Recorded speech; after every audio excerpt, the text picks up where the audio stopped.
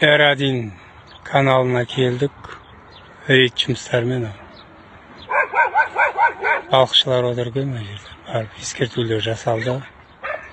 3-4 balıkçı. Мына жерге ескерту жасап келатыр балдар. Суға түсіп жатқан адам жоқ.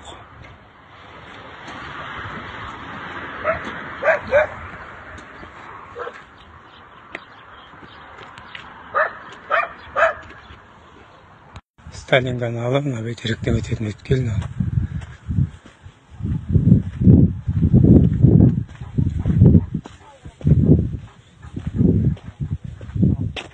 Балдар суға түсіп жатыр екен. Жаңа біреу қашып кетті ғой.